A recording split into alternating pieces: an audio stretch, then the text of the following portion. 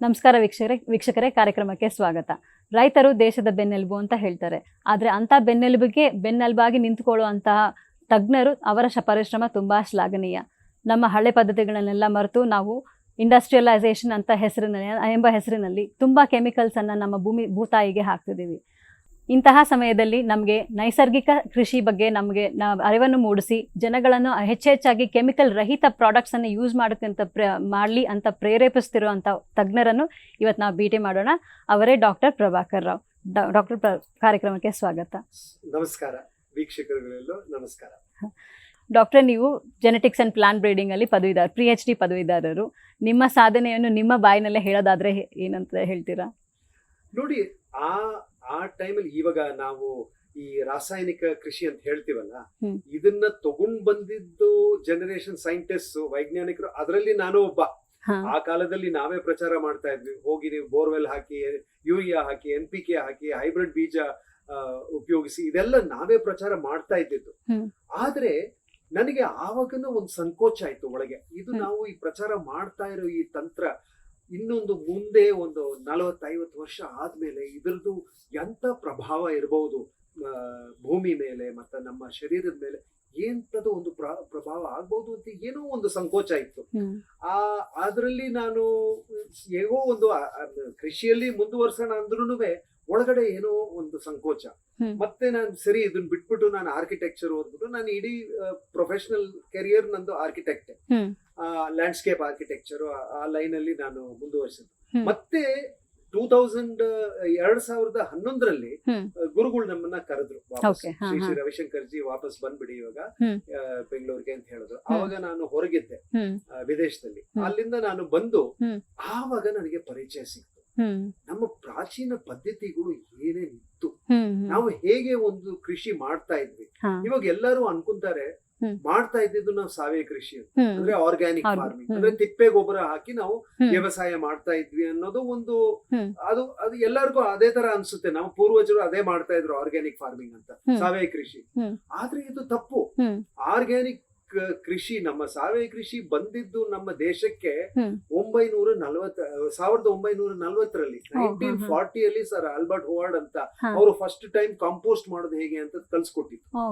ಆದ್ರೆ ಆಗಿದ್ರೆ ಅದಕ್ ಮುಂಚೆ ನಾವೇನ್ ಮಾಡ್ತಾ ಇದ್ವಿ, ಅಷ್ಟು ದಶಕಗಳಿಂದ ನಮ್ಮ ಪೂರ್ವಜರು ಏನ್ ಮಾಡ್ತಾ ಇದ್ರು, ಸಾವಿರಾರು ವರ್ಷಗಳಿಂದ ಮಾಡ್ತಾ ಇದ್ವಿ ನಾವು ಕೃಷಿ, ಸಸ್ಟೈನಬಲ್ ಅಗ್ರಿಕಲ್ಚರ್ ಮಾಡ್ತಾ ಇದ್ವಿ. ಅವ್ರು ಏನ್ ಮಾಡ್ತಾ ಇದ್ರು, ಆವಾಗ ನಾವು ಅದನ್ನೆಲ್ಲ ಹುಡುಕಿದಾಗ ನಮ್ಮ ಆರ್ಟ್ ಆಫ್ ಲಿವಿಂಗ್ ಸಂಸ್ಥೆ 19 ವರ್ಷದಿಂದ ಪ್ರಚಾರ ಮಾಡ್ತಾ ಇದೆ ನೈಸರ್ಗಿಕ ಕೃಷಿ ಬಗ್ಗೆ. ನೈಸರ್ಗಿಕ ಕೃಷಿ ಎಲ್ಲಿಂದ ಶುರು ಆಗುತ್ತೆ? ನಮ್ಮ ವೇದಗಳಿಂದ ಶುರು ಆಗುತ್ತೆ. ಮತ್ತೆ ಕೃಷಿ ಪರಾಸರ ಕೃಷಿ, ಅವ್ರದ್ದು ಕೃಷಿ ಪರಾಸರ ಅಂತ ಒಂದು ಬುಕ್ ಇದೆ. ಮತ್ತೆ ನಮ್ಮ ಚರಕ ಸಮಿತಿ, ನಮ್ಮ ಆಯುರ್ವೇದ, ಇದರಲ್ಲೆಲ್ಲ ಕೊಟ್ಟಿದ್ದಾರೆ ನಾವು ವ್ಯವಸಾಯ ಹೇಗೆ ಮಾಡ್ಬೇಕು ಅಂತ.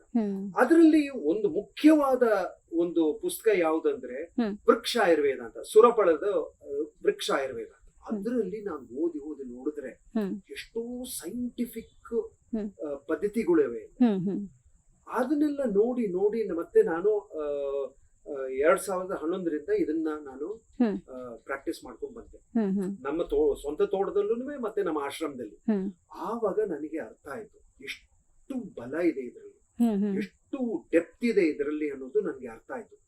ಇವತ್ತು ಒಂದು ಕೃಷಿ ತಂತ್ರ ನಾವು ಉಪಯೋಗಿಸ್ಬೇಕು ಅಂದ್ರೆ ಈ ನೈಸರ್ಗಿಕ ಕೃಷಿ ಇದಕ್ಕೆ ಮೆಚ್ಚಿ ಯಾವುದೂ ಇಲ್ಲ, ಇದಕ್ಕೆ ಹೆಚ್ಚಾಗಿ ಯಾವುದೂ ಇಲ್ಲ. ನಾನು ಕೆಮಿಕಲ್ ಅಗ್ರಿಕಲ್ಚರ್ ಸ್ಟೂಡೆಂಟ್ ಆದ್ರೂ ಇವತ್ತು ನಾನು ಈ ಮಾತು ಹೇಳಕ್ಕೆ ನಾನು ತಯಾರಿದ್ದೆ. ನೈಸರ್ಗಿಕ ಕೃಷಿ ಅಂದ್ರೆ ಏನು? ನೈಸರ್ಗಿಕ ಕೃಷಿ ಅಂದ್ರೆ ನಮ್ಮ ಭೂಮಿಯಲ್ಲಿರೋ ಸತ್ವ ಅಂತ ನಮ್ಮ ಪೂರ್ವಜರು ಹೇಳ್ತಾ ಇದ್ರು. ಭೂಮಿಯಲ್ಲಿ ಸತ್ವ ಯಾವಾಗ್ಲೂ ನಾವು ಉಳಿಸ್ಕೋಬೇಕು ಅಂತ. ಈ ಸತ್ವ ಏನು ಅಂತ ಸೈಂಟಿಫಿಕ್ ಆಗಿ ಯಾರು ಎಕ್ಸ್ಪ್ಲೈನ್ ಮಾಡ್ತಾ ಇರ್ಲಿ, ಬಟ್ ಇವತ್ತು ನನಗೆ ಇದು ಗೊತ್ತಾಯ್ತು. ಪೂರ್ವಜರು ಸತ್ವ ಅಂತ ಏನು ಹೇಳ್ತಾ ಇದ್ರು, ಅದು ಇವತ್ತು ಆಧುನಿಕ ವಿಜ್ಞಾನದಲ್ಲಿ ಇದನ್ನ ಮೈಕ್ರೋಬ್ಸ್ ಅಂದ್ರೆ ಸೂಕ್ಷ್ಮಾಣು ಜೀವಾಣುಗಳು, ಈ ನಮ್ಮ ಮಿನರಲ್ಸ್ ನ ಅದನ್ನ ಬ್ರೇಕ್ ಡೌನ್ ಮಾಡಿ ಈ ನ್ಯೂಟ್ರಿಷನ್ ಪೋಷಣಾಂಶಗಳು, ಈ ಸೂಕ್ಷ್ಮಾಣುಗಳು ಜೀವಾಣುಗಳು, ಮೈಕ್ರೋಬ್ಸ್, ಬ್ಯಾಕ್ಟೀರಿಯಾ, ಫಂಗಸ್, ಇವು ಕೊಡುತ್ತೆ ಹಾ. ನಮ್ಮ ಗಿಡಕ್ಕೆ. ಹ್ಮ್. ಇವಾಗ ಮಲ್ನಾಡಲ್ಲಿ ಹೋಗ್ತೀವಿ, ಅಲ್ಲಿ ಹ್ಮ್. ಯಾರು ಯೂರಿಯಾ ಹಚ್ತಾ ಇದ್ದಾರೆ, ಹ್ಮ್. NPK ಹಚ್ತಾ ಇದ್ದಾರೆ, ಹ್ಮ್. ಅಥವಾ ಕ್ಲೋರೋಫಿರಿಫಾಸ್ ಯಾರನ್ನ ಅದನ್ನ ಪೆಸ್ಟಿಸೈಡ್ ಹಾಕ್ತಾ ಇದ್ದಾರೆ, ಹ್ಮ್. ಆದ್ರೂ ಎಲ್ಲ ಎಷ್ಟು ಚೆನ್ನಾಗಿ ಬೆಳ್ಕೊಂಡಿದೆ. ಹೌದು. ಅದ್ರದ್ದು ಏನು ರಹಸ್ಯ ಏನು? ಹ್ಮ್. ಈ ಸತ್ವ ಅಂದ್ರೆ ಹ್ಮ್. ನ್ಯೂಟ್ರಿಯೆಂಟ್ ಸಾಲ್ಯುಬಲೈಸಿಂಗ್ ಮೈಕ್ರೋಬ್ಸ್ ಅಂತ. ಹ್ಮ್. ಈ ಪೋಷಣ ಹ್ಮ್. ಆ ಮಿನರಲ್ಸ್ ಇರೋದು ಅದನ್ನ ಹೊಡೆದು ಹ್ಮ್. ಅದನ್ನ ಇದು ಗಿಡಕ್ಕೆ ಕೊಡೋದು. ಹ್ಮ್. ಆ ಶಕ್ತಿ ಇದೆ ಈ ಹ್ಮ್. ಸೂಕ್ಷ್ಮಾಣುಗಳಿಗೆ, ಜೀವಾಣುಗಳಿಗೆ. ಹ್ಮ್. ಈ ಮೈಕ್ರೋಬ್ಸ್ ಮೇಲೆ ಆಧಾರಿತವಾಗಿರುವ ಹ್ಮ್. ಒಂದು ಕೃಷಿ ಅಂದ್ರೆ ಹ್ಮ್. ಅದಕ್ಕೆ ಹೆಸರು ನೈಸರ್ಗಿಕ ಕೃಷಿ ಅಂತ ಕೊಟ್ಟಿದ್ದೀವಿ. ಹಾ. ಇದರಲ್ಲಿ ನಮಗೆ ತಿಪ್ಪೆ ಗೊಬ್ಬರ ಅದೆಲ್ಲ ನಮಗೆ ಕಂಡು ಬರೋದಿಲ್ಲ. ಹ್ಮ್. ಇದರಲ್ಲಿ ಡೈರೆಕ್ಟ್ ನಾವು ಈ ರಾಸಾಯನಿಕ ಈ ಪೋಷಣಾಂಶಗಳಿಗೆ ಕೊಡುವ ಮೈಕ್ರೋಬ್ಸ್, ಹ್ಮ್. ಸೂಕ್ಷ್ಮಾಣುಗಳು, ಜೀವಾಣುಗಳು, ಇವನ್ನ ನಾವು ಹೆಚ್ಚು ಸಂಖ್ಯೆಯಲ್ಲಿ ಇದನ್ನ ಬೆಳೆಸಿ ಅದನ್ನ ಡೈರೆಕ್ಟ್ ಆಗಿ ಜೀವಿತ ರೂಪದಲ್ಲಿ ಇರುವ ಮೈಕ್ರೋಬ್ಸ್ ನ ನಾವು ಭೂಮಿಯಲ್ಲಿ ಹಾಕ್ತೀವಿ. ಹ್ಮ್. ಹ್ಮ್. ಅದಕ್ಕೆ ಜೀವಾಮೃತ, ಗಣಜೀವಾಮೃತ, ಬೀಜಾಮೃತ, ಹ್ಮ್. ಋಷಿ ಮಿಟ್ಟಿ, ಈ ಕೆಲವು ಹೆಸರು ಕೊಡ್ತಾರೆ, ಪಂಚಗವ್ಯ. ಹ್ಮ್. ಇವೆಲ್ಲ ಏನಂದ್ರೆ ಹ್ಮ್. ಈ ಮೈಕ್ರೋಬ್ಸ್ ನ ಹೇಗೆ, ಈ ಸೂಕ್ಷ್ಮಾಣು ಜೀವಾಣುಗಳನ್ನ ಹೇಗೆ ನಾವು ಪುನರ್ಜೀವಿಸ್ತೀವಿ ನಮ್ಮ ಜಮೀನಲ್ಲಿ, ಹ್ಮ್. ಮತ್ತೆ ಆ ಮಣ್ಣಲ್ಲಿ ಹ್ಮ್. ಹೇಗೆ ನ್ಯಾಚುರಲ್ ಆಗಿ ಹ್ಮ್. ಹೇಗೆ ಉತ್ಪಾದನೆ ಮತ್ತೆ ನಮ್ಮ ಬೆಳೆಗಳು ಬೆಳೆಯುತ್ತೋ, ಹ್ಮ್. ಅದಕ್ಕೆ ಹೆಸರು ನ್ಯಾಚುರಲ್ ಫಾರ್ಮಿಂಗ್ ಅಥವಾ ನೈಸರ್ಗಿಕ ಕೃಷಿ ಅಂತ. ಅಂದ್ರೆ ನೀವ್ ಹೇಳೋ ಪ್ರಕಾರ ಈಗ ಭೂಮಿಯ ಕ್ವಾಲಿಟಿ ಅಥವಾ ಫರ್ಟಿಲಿಟಿ ಹೇಗೆ ಇದ್ರು ನ್ಯಾಚುರಲ್ ಫಾರ್ಮಿಂಗ್ ಅಲ್ಲಿ ಪ್ರೊಡಕ್ಟಿವಿಟಿ ಚೆನ್ನಾಗಿ ಬರುತ್ತೆ ಅಂತ ನೀವು ಹೇಳ್ತೀರಾ. ಜಸ್ಟ್ ನೋಡಿ, ಬರೀ ಮೈಕ್ರೋಬ್ಸ್ ನ ಇಟ್ಕೊಂಡು ಕೆಮಿಕಲ್ಸ್ ಏನು ಇಲ್ದಿರಾ ಆದಷ್ಟು ಭೂಮಿಗೆ ಆ ಸತ್ವ ಇದೆ ಅಂತ ಹೇಳ್ತೀರಾ. ಹೌದು. ಇದಕ್ಕೆ ಬೆಸ್ಟ್ ಉದಾಹರಣೆ ಏನಂದ್ರೆ ಹ್ಮ್. ನನ್ ಸ್ವಂತ ತೋಟ. ಹ್ಮ್. ನನ್ ಸ್ವಂತ ತೋಟ ನಾನು ತಗೊಂಡಾಗ ಅದನ್ನ ನನಗೆ ಗೊತ್ತಾಯ್ತು ಈ ಜಮೀನು ನಮ್ದು ಅಂತ. ಹ್ಮ್. ಫಸ್ಟ್ ನಾನು ಅಲ್ಲಿ ಹೋಗಿ ನೋಡ್ದವಾಗ ಹ್ಮ್. ಅಲ್ಲಿ ಬರೀ ಕಲ್ಲಿತ್ತು, ಹ್ಮ್. ನೊರ್ಜು ಜಮೀನು, ಮಣ್ಣೇ ಇಲ್ಲ, ಎಲ್ಲ ಇತ್ತು. ನಮ್ಮ ಗ್ರಾಮಗ್ರ ಹೇಳ್ತಾ ಇದ್ರು, ಹ್ಮ್. ಸರ್ ಇಲ್ಲಿ ರಾಗಿನೂ ಬೆಳೆಯಕ್ ಸಾಧ್ಯವಿಲ್ಲ, ಇದು ಯಾಕೆ ಈ ಜಮೀನ್ ತಗೊಂಡಿದ್ದೀರಾ ನೀವು ಅಂತ ಕೇಳೋದು. ಹ್ಮ್. ಹೌದೇ, ಏನೋ ಈ ಜಮೀನ್ ನಮ್ ಕೈಯಲ್ಲಿ ಬಂದಿದೆ, ನೋಡೋಣ ಅಂತ ಅದನ್ನ ಅದನ್ನ ಅಲ್ಲಿ ಶುರು ಮಾಡಿದೆ ನಾನು. ಆವಾಗ ಈ ನೈಸರ್ಗಿಕ ಕೃಷಿ ತಂತ್ರ ನನ್ನ ಹತ್ರ ಸಿಕ್ತು. ನಮ್ಮ ಆರ್ಟ್ ಆಫ್ ಲಿವಿಂಗ್ ಅಲ್ಲಿ ಇದರ ಬಗ್ಗೆ ನನಗೆ ಮಾಹಿತಿ ಸಿಕ್ತು. ಆವಾಗ ನನಗೆ ಒಂದು ಚಾಲೆಂಜ್ ತಗೊಂಡೆ. ನನ್ನ ಜಮೀನಲ್ಲಿ ಇದು ಸಕ್ಸಸ್ ಆದ್ರೆ ಇದು ಎಲ್ಲಾದ್ರೂ ಇದನ್ನ ಸಕ್ಸಸ್ ಮಾಡ್ಬೋದು ಅಂತ ನಾನು 2011ರಿಂದ ಶುರು ಮಾಡಿದೆ. ಇವತ್ತು ನಮ್ ತೋಟಕ್ಕೆ ಬಂದ್ರೆ ನೀವು ಎಲ್ಲ ಹರಿಯಾಲಿ, ಎಷ್ಟು ಇದು ನಾವು ಕೆಮಿಕಲ್ ಹಾಕಿದ್ರು ಸಹ ಅಷ್ಟು ನಿಮ್ಗೆ ಗ್ರೀನರಿ ಸಿಗೋದಿಲ್ಲ, ಆ ಹರಿಯಾಲಿ ಸಿಗೋದಿಲ್ಲ. ಆ ತರ ಅದು ನನಗೆ ಪರ್ಸನಲ್ ಆಗಿ ನನಗೆ ಒಂದು ಪ್ರೂಫ್ ಆಯ್ತು. ಅದೇ ತರ ನಮ್ಮ ಆರ್ಟ್ ಆಫ್ ಲಿವಿಂಗ್ ಸಂಸ್ಥೆಯಲ್ಲಿ ನಾವು ಕಂಪ್ಲೀಟ್ ಆಗಿ ಇಲ್ಲಿ ನಾವು ವ್ಯವಸಾಯ ಮಾಡ್ತಾ ಇರೋದು ಓನ್ಲಿ ಬೈ ಯೂಸಿಂಗ್ ನೈಸರ್ಗಿಕ ಕೃಷಿ. ಇದರಲ್ಲಿ ನಮ್ಗೇನು ಅವಶ್ಯಕತೆ ಇಲ್ಲ, ತಿಪ್ಪೆ ಗೊಬ್ಬರ ಅಥವಾ ನಾವು ಯೂರಿಯಾ, ಫರ್ಟಿಲೈಸರ್, ಕೆಮಿಕಲ್ಸ್ ಯಾವುದು ಇಲ್ಲ. ಬರೀ ಈ ಸತ್ವ ಪುನರ್ಜೀವಿಸಿ ನಮ್ಮ ಭೂಮಿಯಲ್ಲಿ ನಾವು ವ್ಯವಸಾಯ ಮಾಡ್ತಾ ಇದ್ವಿ. ನಮಗೆ ತಾವು ನೋಡಿದ್ವಿ, ಕರ್ಕೊಂಡು ಹೋಗಿದ್ದೆ, ನಾನು ತೋರಿಸ್ತಾ ಇದ್ದೆ. ಇಷ್ಟು ಇವಾಗ ಬಿಸಿಲಿದೆ, ಈ ಬಿಸಿಲಲ್ಲೂ ಸಹ ನೋಡಿ ಎಷ್ಟು ಚೆನ್ನಾಗಿ ಅಲ್ಲಿ ಉತ್ಪಾದನೆ ಬರ್ತಾ ಇದೆ. ಅದರಲ್ಲಿ ಏನು ಇಲ್ಲ, ನೀವು ಮಣ್ಣಲ್ಲಿ ನೋಡಿದ್ರೆ ಎಲ್ಲ ಹಾಗೆ ಇದೆ, ಖಾಲಿ ಮಣ್ಣು. ಅಂದ್ರೆ ಅರ್ಥ ಏನಂದ್ರೆ ಎಷ್ಟು ನಮ್ಮ ಗಿಡಕ್ಕೆ ಪೋಷಣಾಂಶಗಳು ಬೇಕೋ ಅದಕ್ಕಿಂತ ಎಷ್ಟೋ ಹೆಚ್ಚು ನ್ಯೂಟ್ರಿಷನ್ ಮಣ್ಣಲ್ಲಿ ಇದೆ. ಬಟ್ ಅದ್ ಯಾವ್ದಂದ್ರೆ ಒಂದು ಉಪ್ಪಿನ ರೂಪದಲ್ಲಿದೆ. ಅದಕ್ಕೆ ಇಂಗ್ಲಿಷ್ ಅಲ್ಲಿ ಕೀಲೇಟೆಡ್ ಮಿನರಲ್ಸ್ ಅಂತಾರೆ. ಅಂದ್ರೆ ಆ ಉಪ್ಪಿನ ರೂಪದಲ್ಲಿದೆ, ಅಂದ್ರೆ ಅದು ನೀರಲ್ಲಿ ಕರಗೋದಿಲ್ಲ ಸುಲಭವಾಗಿ. ಅದಕ್ಕೆ ಡೈರೆಕ್ಟ್ ಆಗಿ ಆ ಒಂದು ಗಿಡ ಅಲ್ಲಿಂದ ಆ ಪೋಷಣಾಂಶಗಳನ್ನು ಎಳ್ಕೊಳಕ್ ಆಗೋದಿಲ್ಲ. ಬಟ್ ಈ ಸೂಕ್ಷ್ಮಾಣುಗಳು, ಜೀವಾಣುಗಳು, ಈ ಸತ್ವ ಅಂತ ಇದೆ, ಈ ಸತ್ವ ಭೂಮಿಯಲ್ಲಿದ್ರೆ ಇದು ಆ ಪೋಷಣಾಂಶಗಳನ್ನ ಹೊಡೆದು ಅದನ್ನ ಉಪ್ಪಿನೆಲ್ಲ ಅದನ್ನ ಕರಗಿಸಿ ಮತ್ತೆ ಅದು ಗಿಡಕ್ಕೆ. ಅಂದ್ರೆ ಯಾವ ಭೂಮಿ ಎಂತದೇನ, ಯಾವ ತರ ಭೂಮಿನೇ ಇರ್ಲಿ, ನಾವು ನೈಸರ್ಗಿಕ ಕೃಷಿ ಅಲ್ಲಿ ಧಾರಾಳವಾಗಿ ಮಾಡಬಹುದು. ಕೆಲವರು ಹೇಳ್ತಾರೆ ಅಸಿಡಿಕ್ ಸಾಯಿಲ್ಸ್ ಇದೆ, ಅಂದ್ರೆ pH ತುಂಬಾ ಕಡಿಮೆ ಇದೆ, ಹೌದು. ಅಥವಾ pH ತುಂಬಾ ಜಾಸ್ತಿ ಇದೆ, ಆಲ್ಕಲಿ ಸಾಯಿಲ್ಸ್, ಹೌದು. ಈ ತರ ಎಲ್ಲ ಹೇಳ್ತಾರೆ. ಬಟ್ ಈ ಸತ್ವಗಳು, ಈ ಮೈಕ್ರೋಬ್ಸ್ ಬಂದ್ಬಿಟ್ರೆ ಅಲ್ಲಿ ಅದು pH 6 ಇರ್ಲಿ ಅಥವಾ 8 ಇರ್ಲಿ, ಒಂದು 2-3 ವರ್ಷದಲ್ಲಿ ಅದನ್ನ ಹಾಗೇ ಕೂಡಿ ಬಂದು ಅದು 7 ನಿಂತ್ಕೊಂಡ್ಬಿಡುತ್ತೆ, ಅಂದ್ರೆ ನ್ಯೂಟ್ರಲ್ ಅಲ್ಲಿ ಬಂದ್ಬಿಡುತ್ತೆ. ಅಂದ್ರೆ ಈ ಸತ್ವ ಅನ್ನೋದು ತುಂಬಾ ನಮ್ಮ ಪೂರ್ವಜರಿಗೆ ಇದ್ರ ಬಗ್ಗೆ ತುಂಬಾ ಡೀಪ್ ಅಂಡರ್ಸ್ಟ್ಯಾಂಡಿಂಗ್ ಇತ್ತು, ನಾವು ಕಳ್ಕೊಂಡ್ವಿ ಈ ರಾಸಾಯನಿಕ. ಯಾಕೆಂದ್ರೆ ನಾವು ಇವಾಗ ನಮ್ಮ ತೋಟದಲ್ಲಿ ಇದೇ ಮಾಡ್ಕೊಂಡು ಬರ್ತಾ ಇದ್ದೀನಿ, ನೈಸರ್ಗಿಕ ಕೃಷಿ. ಬಟ್ ಒಂದ್ಸಾರಿ ನಾನು ಒಂದ್ ಚಮಚ ಯೂರಿಯಾ ಅಲ್ಲಿ ಹಾಕ್ಬಿಟ್ಟೆ ಅಂದ್ರೆ ನನ್ನ 13 ವರ್ಷ ಕೆಲಸ ಹೋಯ್ತಲ್ಲಿ. ಯಾಕೆಂದ್ರೆ ಕೆಮಿಕಲ್ ಬಿತ್ತು ಅಂದ್ರೆ ಆ ಸತ್ವ ಹಾಳಾಗೋಗುತ್ತೆ, ಆ ಸೂಕ್ಷ್ಮಾಣು ಜೀವಾಣು ಸತ್ತೋಗುತ್ತೆ, ಕೆಮಿಕಲ್ಗೆ ಅದಕ್ಕೂ ಆಗೋದಿಲ್ಲ. ಒಂದು ಸತಿ ನಾನು ಕೆಮಿಕಲ್ ಹಾದ್ಮೇಲೆ ಅದು ಸತ್ತೋಗುತ್ತೆ. ಅವಾಗ ಏನಾಗುತ್ತೆ, ಪ್ರತಿ ಸಲ ನಾನು ಯೂರಿಯಾ NPK ಹಾಕ್ಲೇಬೇಕು, ಇಲ್ದಿದ್ರೆ ನಮ್ದು ವ್ಯವಸಾಯ ಆಗೋದಿಲ್ಲ. ಇದು ಈ ತರ ಆಗಿ ನಾವು ಎಲ್ಲ ಸಿಗಾಕೊಂಡ್ಬಿಟ್ಟಿದೀವಿ ರಾಸಾಯನಿಕ ಕೃಷಿಯಲ್ಲಿ, ನಾವು ಸಿಗಾಕೊಂಡ್ಬಿಟ್ಟಿದೀವಿ. ಯಾಕೆಂದ್ರೆ ಒಂದ್ಸತಿ ಅಲ್ಲಿ ನಾವು ಕಾಲ್ ಹಾಕಿದ್ರೆ ಅಲ್ಲಿಂದ ಹೊರಗ್ ಬರಂಗಿಲ್ಲ, ಅಲ್ಲೇ ಸಿಗಾಕೊಂಡಿದೀವಿ. ಪ್ರತಿ ವರ್ಷ ನಾವು ಯೂರಿಯಾ NPK ಹಾಕ್ಬೇಕು, ಅದಕ್ಕೂ ನಾವು ಅಧಿಕ ಸಂಖ್ಯೆಯಲ್ಲಿ ಹಾಕ್ಬೇಕು ಅದನ್ನ. ನಾವು ಅಗ್ರಿಕಲ್ಚರ್ ಓದ್ದವಾಗ basal dose of urea 5 kilo ಇದ್ದಿತ್ತು, ಇವಾಗ ನಾವು ಹೇಳ್ಕೊಡ್ತಾ ಇರೋದು ಅಗ್ರಿಕಲ್ಚರ್ ಕಾಲೇಜಲ್ಲಿ 20 ಕಿಲೋ. ನೋಡಿ, ನಮ್ ಲೈಫ್ ಟೈಮ್ ಅಲ್ಲೇ 200% 400% ಇನ್ಕ್ರೀಸ್ ಆಗಿದೆ ಬೇಸಲ್ ಡೋಸ್. ಅದರಿಂದ ರೈತರಿಗೆ ತುಂಬಾ ಒಂದು ಬರ್ಡನ್ ಆಗುತ್ತೆ. ಅವರಿಗೆ ಇಷ್ಟು ಖರ್ಚು ಮಾಡಿ ಯೂರಿಯಾ ಕೊಂಡ್ಕೊಂಡು, NPK ಕೊಂಡ್ಕೊಂಡು, ರಾಸಾಯನಿಕ ಕ್ರಿಮಿಕೀಟ ನಾಶಗಳನ್ನೆಲ್ಲ ಕೊಂಡ್ಕೊಂಡು, ಅಂದ್ರೆ ತುಂಬಾ ಇನ್ವೆಸ್ಟ್ಮೆಂಟ್ ಆಗುತ್ತೆ. ಅದರಿಂದ ರೈತರಿಗೆ ತುಂಬಾ ರಿಸ್ಕ್. ಅಕಸ್ಮಾತ್ ಯಾವ್ದೋ ಒಂದು ಕಾರಣದಿಂದ ನಮ್ದು ಫಸಲು ಸರಿಯಾಗಿ ಬೆಳಿಲಿಲ್ಲ ಅಥವಾ ನಮ್ಮ ಉತ್ಪಾದನೆ ಬರ್ಲಿಲ್ಲ ಅಂದ್ರೆ ಏನ್ ಮಾಡ್ತಾರೆ ಪಾಪ, ಅವ್ರ ಹತ್ರ ಏನು ತಡ್ಕೊಳಕ್ಕೆ ತುಂಬಾ ಕಷ್ಟ. ಅದರಿಂದ ನಾನು ಹೇಳ್ತೇನೆ, ನೈಸರ್ಗಿಕ ಕೃಷಿ ನಮ್ಮ ದೇಶಕ್ಕೆ ಈ ದಾರಿನೇ ನಮ್ಗೆ ಮುಂದಕ್ಕೆ ಇದೇ ನಮ್ಗೆ ಸಹಾಯ ಮಾಡುತ್ತೆ. ಯಾಕೆಂದ್ರೆ ಇದರಲ್ಲಿ ನಾವು ಭೂಮಿ ತಾಯಿನ ತುಂಬಾ ಚೆನ್ನಾಗಿ ನೋಡ್ಕೋಬಹುದು. ಈ ಭೂಮಿ ತಾಯಿ ಯಾವ ತರ ನಮ್ಮ ಮಲೆನಾಡಲ್ಲಿ, ನಮ್ಮ ಫಾರೆಸ್ಟ್ ಅಲ್ಲಿ ಹೇಗೆ ಅಷ್ಟು ಎಲ್ಲ ಬೆಳೆಯುತ್ತೋ ಅದೇ ತರ ನಮ್ಮ ಕೃಷಿಯಲ್ಲಿ ಮಾಡಬಹುದು. ಹಾಗೆ ಕಲ್ಲಲ್ಲೇ ಬಂಗಾರವನ್ನು ಬೆಳಿಬಹುದು ಅಂತ ಹೇಳ್ತೀರಾ? ಕರೆಕ್ಟ್. ಒಂದ್ ವೇಳೆ ಈಗ ಜನ ಎಲ್ಲ ಕೆಮಿಕಲ್ ಫರ್ಟಿಲೈಸರ್ಸ್ಗೆ ಅದಕ್ಕೆಲ್ಲ ಅಭ್ಯಾಸ ಆಗಿದ್ದಾರೆ, ವಾಪಸ್ ಬರೋದು ಕಷ್ಟ ಅಂತ ಹೇಳ್ತಿದ್ರ. ಒಂದ್ ವೇಳೆ ಈಗ ನೈಸರ್ಗಿಕ ಕೃಷಿ ಮಾಡಬೇಕು ಅಂತ ಇವಾಗ ಯಾರಾದ್ರೂ ಮನ್ಸು ಮಾಡಿದ್ರೆ ಅವ್ರಿಗೆ ಎಷ್ಟು ವರ್ಷ ಟೈಮ್ ಬೇಕಾಗುತ್ತೆ, ಅಥವಾ ಆ ಟೈಮ್ ಲಿಮಿಟ್ ಏನಿರುತ್ತೆ ವಾಪಸ್ ನೈಸರ್ಗಿಕ ಕೃಷಿಗೆ ಬರಲಿಕ್ಕೆ, ಮತ್ತೆ ಅದರದ್ದು ಉತ್ಪಾದನೆಗಳೆಲ್ಲ ಅವ್ರ ಕೈಗೆ ಸಿಗೋಕೆ? ನೋಡಿ, ನಮ್ಮ ಗವರ್ಮೆಂಟ್ ಆಫ್ ಇಂಡಿಯಾ ಈ ನೈಸರ್ಗಿಕ ಕೃಷಿ ಪ್ರೋಗ್ರಾಮ್ ಶುರು ಮಾಡಿದಾಗ 3 ವರ್ಷ ಬೇಕಂತ ಹೇಳುದು. ಅಂದ್ರೆ ರಾಸಾಯನಿಕ ಕೃಷಿ ಆಗ್ತಾ ಇರುವ ಹೊಲದಲ್ಲಿ ನಾವು ನೈಸರ್ಗಿಕ ಕೃಷಿ ಮಾಡ್ಬೇಕು ಅಂದ್ರೆ 3 ವರ್ಷ ಬೇಕು ಅದಕ್ಕೆ ಡಿಟಾಕ್ಸ್ ಆಗಕ್ಕೆ. ಅಂದ್ರೆ ಆ ಕೆಮಿಕಲ್ಸ್, ಪೆಸ್ಟಿಸೈಡ್ ರೆಸಿಡ್ಯೂ ಅದೆಲ್ಲ ಇರುತ್ತಲ್ಲ, ಅದನ್ನೆಲ್ಲ ಡಿಟಾಕ್ಸ್ ಆಗಕ್ಕೆ 3 ವರ್ಷ ಬೇಕು ಅಂತ ಹೇಳೋದು. ಆದ್ರೆ 3 ವರ್ಷ ಒಂದು ರೈತನಿಗೆ 3 ವರ್ಷ ಅದು ಹೆಚ್ಚು ಸಮಯ. ಅವ್ರಿಗೆ ಯಾಕೆಂದ್ರೆ ಅವರು ಹೊಟ್ಟೆಗೆ ಇಮಿಡಿಯೇಟ್ ಬರ್ಬೇಕು. ಎವ್ರಿ ಸೀಸನ್ ಅವರಿಗೆ ಉತ್ಪಾದನೆ ಬರ್ಲಿಲ್ಲ ಅಂದ್ರೆ ತುಂಬಾ ಕಷ್ಟ ಆಗುತ್ತೆ.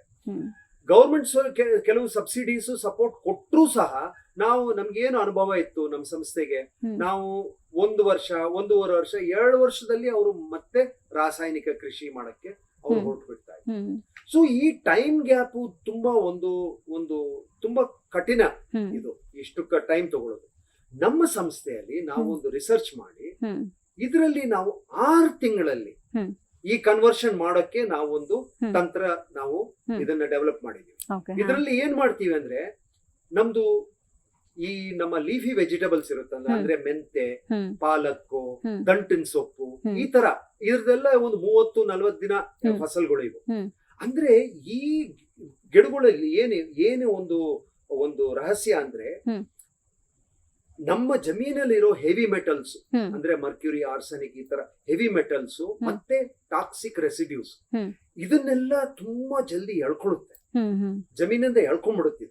ಅಂದ್ರೆ ಒಂದು 5-6 ಸತಿ ಇದನ್ನ ಈ ಫಸಲ್ಗಳನ್ನ ರೋಟೇಟ್ ಮಾಡಿ ಹ್ಮ್. ಒಂದು 6 ತಿಂಗಳಲ್ಲಿ ಹ್ಮ್. ನಾವು ಕಂಪ್ಲೀಟ್ ಜಮೀನ್ನ ನಾವು ಹ್ಮ್. ಆ ಡಿಟಾಕ್ಸ್ ಮಾಡ್ಬೋದು. Okay, ಅಂದ್ರೆ ಹಾ. ಅಲ್ಲಿಂದ ನಾವು ಮುಂದಕ್ಕೆ ಹ್ಮ್. ನಾವು ಹ್ಮ್. ನಮ್ಮ ನೈಸರ್ಗಿಕ ಕೃಷಿ ನಾವು ಹ್ಮ್. ಹೊಂದ್ಕೊಂಡು ಹೋಗ್ಬೋದು. ಹ್ಮ್. ಇದು ನಾವು ಗವರ್ಮೆಂಟ್ ಆಫ್ ಇಂಡಿಯಾನು ನಮಗೆ ಸರ್ಟಿಫೈ ಮಾಡಿದೆ. Okay, ಹಾ, ಹಾ. ನಾವು ರೈತರಿಗೆ ಹ್ಮ್. 6 ತಿಂಗಳಲ್ಲಿ ಹ್ಮ್. ಈ ಪ್ರೊಸೀಜರ್ ಅಲ್ಲಿ ಹ್ಮ್. ನಾವು ಅವ್ರಿಗೆ ನಾವು ಸರ್ಟಿಫಿಕೇಶನ್ ಹ್ಮ್. ಕೊಡಬಹುದು. ನೀವ್ ಇದೆಲ್ಲ ನ್ಯಾಚುರಲ್ ಫಾರ್ಮಿಂಗ್ ಸರ್ಟಿಫಿಕೇಶನ್ ಹಾ. ನಮ್ಮ ಸಂಸ್ಥೆನೇ ಕೊಡುತ್ತೆ. ತರಬೇತಿ ನೀಡ್ತಿದ್ರ ಹಾ, ರೈತರಿಗೆ? ನಾವು ನಮ್ಮ ಸಂಸ್ಥೆನೆ ನಾವೆಲ್ಲ ತರಬೇತಿ ಕೊಟ್ಟು ಹ್ಮ್. ಮತ್ತೆ ಅವರಿಗೆ ಏನು ಹೇಗೆ ಇದನ್ನ ಮುಂದುವರಿಸಬೇಕು ಮತ್ತೆ ಅವ್ರ ಚಾಪ ಅಂದ್ರೆ ಹ್ಮ್. ಸರ್ಟಿಫಿಕೇಶನ್ ಹ್ಮ್. ಒಂದು ಮುದ್ರ ಹ್ಮ್. ಆ ಸೀಲು ನಾವು ಅವರಿಗೆ ಕೊಡ್ತೇವೆ. ಹ್ಮ್. ನಾವು ಯಾಕಂದ್ರೆ ನಾವು ನಮ್ಮ ಸಂಸ್ಥೆ RC ಅಂದ್ರೆ ರೀಜನಲ್ ಕೌನ್ಸಿಲ್ ಗವರ್ಮೆಂಟ್ ಆಫ್ ಇಂಡಿಯಾಗೆ ಹ್ಮ್. ನಾವೇ ಕೊಡ್ತೀವಿ ಸರ್ಟಿಫಿಕೇಶನ್. ಹ್ಮ್. ಸೊ 6 ತಿಂಗಳಲ್ಲಿ ಕೊಡೋ ತರ ನಮಗೆ ಗವರ್ಮೆಂಟ್ ಪರ್ಮಿಷನ್ ಕೊಟ್ಟಿದೆ. ಓಕೆ, ರೈತರಿಗೆ. ಬಟ್ ಈ ನಾಟಿ ಬೀಜ, ನೀವು ದೇಶ ವಿದೇಶಗಳೆಲ್ಲ ಓಡಾಡಿದೀರಾ, ನಾಟಿ ಬೀಜಗಳನ್ನ ಸಂಗ್ರಹಣೆ ಮಾಡ್ತೀನಿ ಅಂತ ಹೇಳ್ತಿದ್ದೀರಾ, ಅದರದ ಇಂಪಾರ್ಟೆನ್ಸ್ ಏನು? ನೋಡಿ, ಹಾ. ನಾಟಿ ಬೀಜ ಇದು ನಮ್ಮ ಪ್ರಕೃತಿ ಕೊಟ್ಟಿರುವ ಇದು ಒಂದು ಹ್ಮ್. ಸೊತ್ತು ನಮಗೆ. This is wealth. ಹ್ಮ್. ಯಾಕೆಂದ್ರೆ ಇದು ಎಷ್ಟು ಲಕ್ಷ ವರ್ಷಗಳ ಇವಲ್ಯೂಷನ್, ಅದರಲ್ಲಿ ಜೀನ್ಸ್ ಎಲ್ಲ ಇರುತ್ತೆ. ಹ್ಮ್. ಈ ಜೀನ್ಸ್ ನಮ್ಗೆ ಇವಾಗ ಕ್ಲೈಮೇಟ್ ಚೇಂಜ್ ಅಂತೀವಿ. ಇವಾಗ ನೋಡಿ ಬೆಂಗಳೂರಲ್ಲಿ ಬಿಸಿಲು ಹೇಗಿದೆ. ಹೌದು. ನಾವು 5 ತಿಂಗಳಾಗೋಯ್ತು, ಒಂದು ಮಳೆ ಬಂದಿಲ್ಲ ಮಳೆ ನಮಗೆ. ಉಗಾದಿಗೆ ಮಳೆ ಬಂದಿಲ್ಲ, ಹ್ಮ್. ನಮ್ಗೆ ರಾಮನವಮಿಗೆ ಮಳೆ ಬಂದಿಲ್ಲ, ದೀಪಾವಳಿಗೆ ಬಂದಿಲ್ಲ. ಈ ತರ ಕ್ಲೈಮೇಟ್ ಚೇಂಜ್ ಆಗ್ತಾ ಇರುವಾಗ ನಮ್ಗೆ ಆ ಜೀನ್ಸ್ ಎಲ್ಲ ಬೇಕಾಗುತ್ತೆ. ಹ್ಮ್. ಇವಾಗ ಈ ಹೈಬ್ರಿಡ್ GMO ಬಂದ ಮೇಲೆ ಹ್ಮ್. ಈ ನಾಟಿ ಬೀಜಗಳೆಲ್ಲ ನಾವು ಮರ್ತೋಗಿದೀವಿ. ಹ್ಮ್. ಯಾಕೆಂದ್ರೆ ರೈತರು ಇವಾಗ ಹ್ಮ್. ಪ್ರತಿ ಸೀಸನ್ ಹೋಗಿ ಹೊಸ ಬೀಜ ಕೊಂಡ್ಕೊಂಡ್ ಬರ್ತಾರೆ ಕಂಪನಿಯಿಂದ. ಹಾ. ಇವಾಗ ತರಕಾರಿ ಹಾಕ್ಬೇಕು ಅಂದ್ರೆ ಅವರು ಎಲ್ಲ ಪೈರು ತಗೊಂಡ್ ಬರ್ತಾರೆ, ಎಲ್ಲ ಹೈಬ್ರಿಡ್. ಹ್ಮ್. ನಾಟಿ ಬೀಜ ರಕ್ಷಣೆ ಮಾಡೋದು, ನಾಟಿ ಬೀಜಗಳನ್ನ ಉಳಿಸ್ಕೊಳ್ಳೋದು, ಹ್ಮ್. ನಾಟಿ ಬೀಜಗಳನ್ನ ನಾವು ಅನ್ಯ ರೈತರ ಹತ್ರ ನಾವು ಶೇರ್ ಮಾಡೋದು, ಈ ಪದ್ಧತಿನೇ ನಾವು ಹೊಟ್ಟೋದು. ಈ ಬೀಜ ರಕ್ಷಣಾ ಪದ್ಧತಿ ನಾವು ಕಳ್ಕೊಂಡಿದ್ದೀವಿ. ಹ್ಮ್. ಅದ್ರ ಸಲುವಾಗಿ ಏನಾಗಿದೆ, ಈ ಎಂತ ಒಂದು ಪವರ್. ಇವಾಗ ಹೇಗೆ ಒಂದು ಉದಾಹರಣೆ ಕೊಡ್ತೀನಿ ನೋಡಿ. ಹ್ಮ್. ನಮ್ಮ ಗಲಿ ಅಲ್ಲಿರುವ ಒಂದು ನಾಯಿ ತಗೊಳ್ಳಿ. ಹ್ಮ್. ಅದು ಏನು, ಅದು ಒಂದು ನಾಟಿ. ಅದು ಹ್ಮ್. ಅಂದ್ರೆ ಅದು ಅದಕ್ಕೆ ಏನು ನಾವು ಯಾವಾಗ ಸ್ವಲ್ಪ ಕೊಡ್ತೀವಿ ಹ್ಮ್. ತಿನ್ನಕ್ಕೆ, ಇಲ್ದೇ ಇದ್ರೆ ಬಿಸಿಲು ಬರ್ತಾ ಇರುತ್ತೆ, ಮಳೆ ಬರ್ತಾ ಇರುತ್ತೆ, ಹಾಗೂನುವೆ ಅದು Survival. ತಡ್ಕೊಳ್ಳುತ್ತೆ ಅದು. ಹ್ಮ್. ಯಾಕೆಂದ್ರೆ ರಾತ್ರಿ ಹೊತ್ತು ಬೌಳುತ್ತೆ, ಅದು ಒಂದು ರಕ್ಷಣೆ ಕೊಡುತ್ತೆ ನಮಗೆ. ಹ್ಮ್. ಅದೇ ನಾವು ಪೆಡಿಗ್ರಿ ಒಂದು ಇದಕ್ಕೆ ಇಟ್ಕೊಂಡ್ರೆ ಅದು ಹೈಬ್ರಿಡ್ ತರ. ಹೌದು. ಅದು ತುಂಬಾ ಸೂಕ್ಷ್ಮ. ಅದು ಹ್ಮ್. ಅದಕ್ಕೆ ನೋಡ್ಕೋಬೇಕು ಅಂದ್ರೆ ನಾವು ಎಷ್ಟೋ ಅದಕ್ಕೆ ಅದ್ರ ಮೇಲೆ ಖರ್ಚು ಮಾಡ್ಬೇಕು, ಅದಕ್ಕೆ ಔಷಧಿ ಕೊಡ್ಬೇಕು, ಇದೆಲ್ಲ ಮಾಡ್ಕೋಬೇಕು. ನಿಜ. ಇದೇ ತರ ನಾಟಿ ಬೀಜಕ್ಕೂನುವೆ ಹೈಬ್ರಿಡ್ ಬೀಜಕ್ಕೂನುವೆ ಹ್ಮ್. ಅಂತರ. ಹ್ಮ್. ನಾವು ನಾಟಿ ಬೀಜ ಉಪಯೋಗಿಸಿದ್ರೆ ಹ್ಮ್. ಯಾವ್ದೇನ ವೆದರ್ ಇರಲಿ, ಅಂದ್ರೆ ನಮ್ಮ ಕ್ಲೈಮೇಟ್ ಹೇಗೇನ ಇರ್ಲಿ, ಮಳೆ ಬರ್ಲಿಲ್ವೋ ಅಥವಾ ಬಿಸಿಲು ಹೆಚ್ಚಾಯ್ತೋ ಅಥವಾ ಚಳಿ ಜಾಸ್ತಿ ಆಯ್ತೋ, ಹ್ಮ್. ಆದ್ರೂನುವೆ ಏನಿಲ್ಲ ಅಂದ್ರೆ ಒಂದು ಉತ್ಪಾದನೆದಲ್ಲಿ ಹ್ಮ್. ಒಂದು 80-90% ನಮ್ಗೆ ಬಂದ್ಬಿಡುತ್ತೆ. ಓ, ಹಾಗೆ. ಹಾ. ಹೌದು. ಹಾ. ಕಮ್ಮಿ ಅಂದ್ರೆ ಒಂದು 60-70% ಅಂತೂ ಗ್ಯಾರಂಟಿ ಬಂದೇ ಬರುತ್ತೆ. ಹಾ. ಅಂದ್ರೆ ಕಂಡೀಷನ್ ತುಂಬಾ ಹೊಲ್ಸಿದ್ರೆ. ಹ್ಮ್. ಬಟ್ ಹೈಬ್ರಿಡ್ ಅಲ್ಲಿ ಹೇಗೆ ಅಂದ್ರೆ ಹ್ಮ್. All are nothing. ಅಂದ್ರೆ ಹ್ಮ್. ಎಲ್ಲ ಚೆನ್ನಾಗಿತ್ತು ಅಂದ್ರೆ ಬಂಪರ್ ಬಂದೆ. ಈಲ್ಡ್, ಹ್ಮ್. ಏನನ್ನ ಹೆಚ್ಚು ಕಡಿಮೆ ಆಯ್ತು ಅಂದ್ರೆ ಎಲ್ಲ ಹೋಗ್ಬಿಡತ್ತೆ. ಹಾ. ಸೊ ನಮ್ಮ ರೈತರಿಗೆ ಇದು ಇಂಪಾರ್ಟೆಂಟ್. ಯಾಕಂದ್ರೆ ನಾಟಿ ಬೀಜ ಹಾಕಿ ನಾವು ಹ್ಮ್. ನಾಟಿ ಬೀಜ ನಾವ್ ಯಾವಾಗ ಉಪಯೋಗಿಸ್ತೀವೋ ಆವಾಗ ರೈತ ಸ್ವಂತವಾಗಿ ಬೀಜ ತಯಾರು ಮಾಡ್ಕೊಂತಾರೆ. ಹ್ಮ್. ಅಂದ್ರೆ ಬೀಜ ಖರ್ಚಿರೋದಿಲ್ಲ. ಹ್ಮ್.